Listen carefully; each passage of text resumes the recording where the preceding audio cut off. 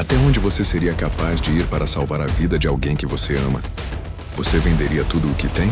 Faria dívidas impagáveis? Ou iria além, muito além? A história que você vai ouvir hoje é sobre um pai. Um pai que literalmente vendeu um pedaço de si mesmo para tentar salvar seu filho. Uma decisão desesperada, ilegal e perigosa.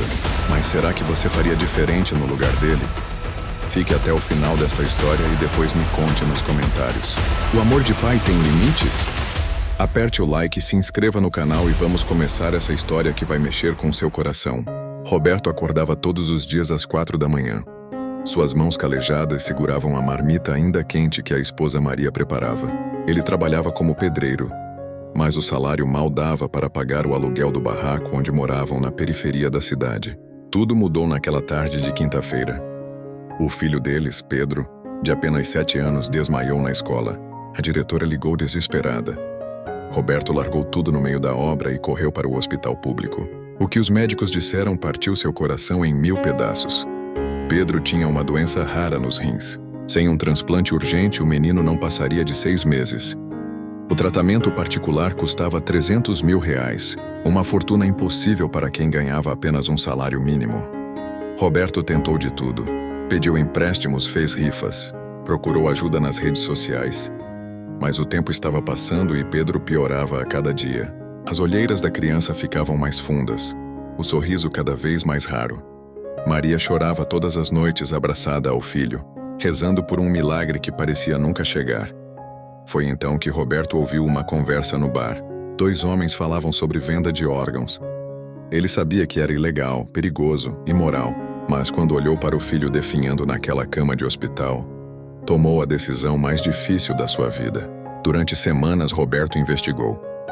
Encontrou contatos obscuros, pessoas que faziam esse tipo de negociação nas sombras. Ofereceram R$50 mil por um rim saudável. Não era o suficiente para o tratamento completo, mas era um começo. Ele não contou nada para Maria. A cirurgia foi marcada numa clínica clandestina. Roberto mentiu para a esposa, disse que tinha conseguido um bico que pagaria bem. Na noite anterior, beijou Pedro dormindo, segurando as lágrimas. Se algo desse errado, pelo menos teria tentado salvar seu filho. A sala era fria e suja. Não havia anestesista adequado. O médico que faria a extração tinha as mãos trêmulas. E cheiro de álcool. Roberto deitou-se na maca improvisada, fechou os olhos e pensou no sorriso do filho. Valia a pena qualquer sacrifício. A dor após a cirurgia foi insuportável. Roberto voltou para casa 3 dias depois, cambaleando, com uma cicatriz enorme mal costurada. Maria estranhou, mas ele inventou que tinha caído de um andaime. Escondeu o dinheiro num lugar seguro, planejando como conseguir o resto. Pedro continuava internado. A situação era crítica. Os médicos davam apenas mais algumas semanas. Roberto, ainda se recuperando da cirurgia ilegal, voltou a trabalhar. Cada movimento era uma tortura, mas ele precisava manter as aparências e conseguir mais dinheiro. Foi quando o inesperado aconteceu. Um empresário da cidade leu sobre o caso de Pedro nas redes sociais. Comovido com a história, decidiu doar todo o valor necessário para o tratamento.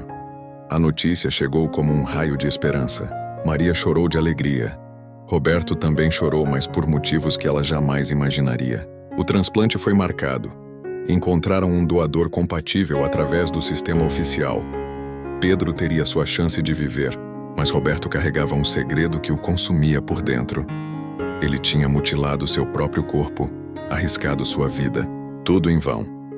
As semanas se passaram. Pedro foi operado com sucesso. O menino começou a se recuperar, voltando a sorrir, a brincar, a ser criança novamente.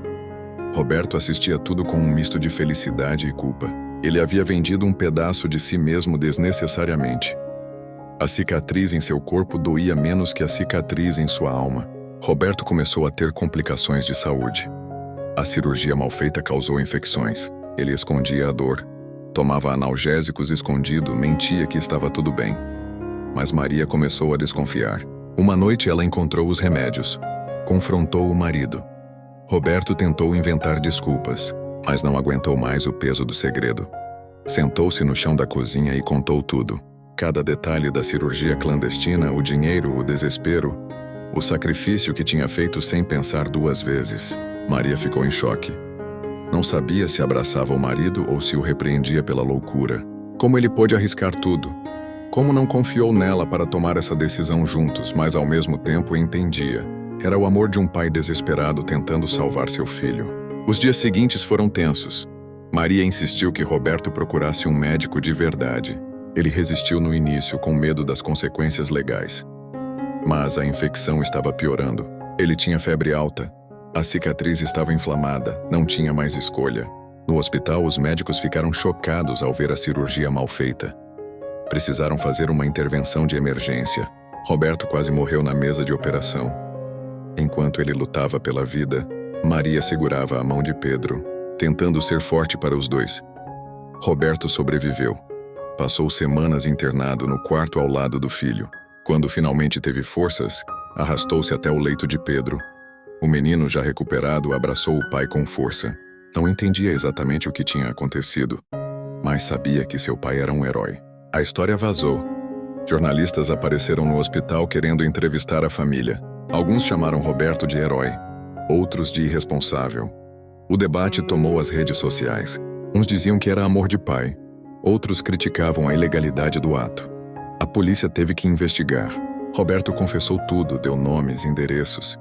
Queria que aquela clínica clandestina fosse fechada, que outros pais desesperados não caíssem na mesma armadilha. Ele sabia que poderia ser preso, mas não se importava mais. Seu filho estava vivo. Surpreendentemente, o promotor decidiu não processar Roberto. Considerou que ele foi vítima de um sistema de saúde falho e de criminosos que se aproveitam do desespero alheio. A clínica ilegal foi fechada. Vários envolvidos foram presos. Mas Roberto estava livre, embora para sempre marcado. Meses se passaram. Pedro voltou para casa completamente curado. Voltou a estudar, a brincar com os amigos, a ser apenas uma criança feliz. Não tinha consciência total do sacrifício que o pai quase fez por ele. E Roberto preferia assim, pelo menos por enquanto. Ele voltou ao trabalho, mas com limitações. Com apenas um rim e as sequelas da cirurgia mal feita, não podia mais fazer esforços físicos intensos. Conseguiu um emprego mais leve, como porteiro. O salário era menor, mas pelo menos estava vivo e perto da família. Maria nunca mais tocou no assunto, mas seu olhar para o marido mudou.